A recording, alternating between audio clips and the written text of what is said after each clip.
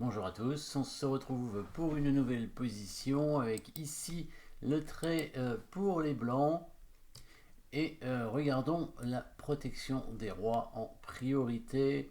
Les deux cavaliers qui sont plutôt pas mal placés en direction du roi avec une colonne ouverte. Après les deux tours noirs sont bien placés évidemment pour bloquer cette colonne et la contrôler. On remarque quand même ce cavalier avec une attaque, hein.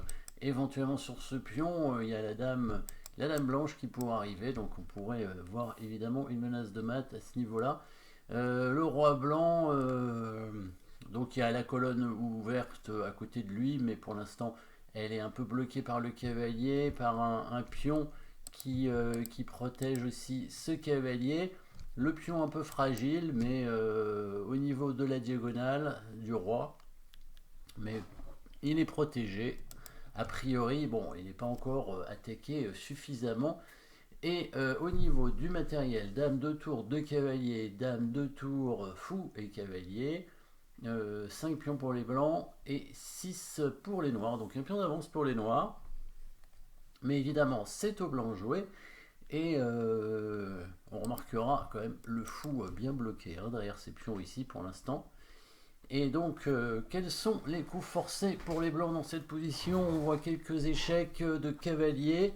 Donc, deux échecs de cavalier ici. Pour l'instant, ils ne semblent pas donner grand chose. Si on fait cavalier F7, bah, il va prendre avec une tour. Et si on fait cavalier G6, cavalier G6 c'est un peu plus intéressant parce que s'il prend avec le pion, ça va quand même ouvrir le roi sur sa colonne. Et en prenant de la tour, il y a cette tour qui est protégée par la dame quand même.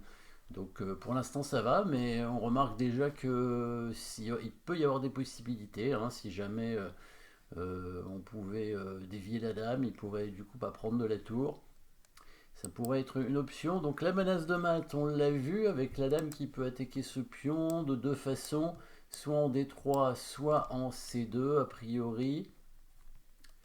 Il n'y a pas d'autre menace de mat. Les noirs pourraient protéger ce mat peut-être en poussant un pion, enfin ce pion-là en G6.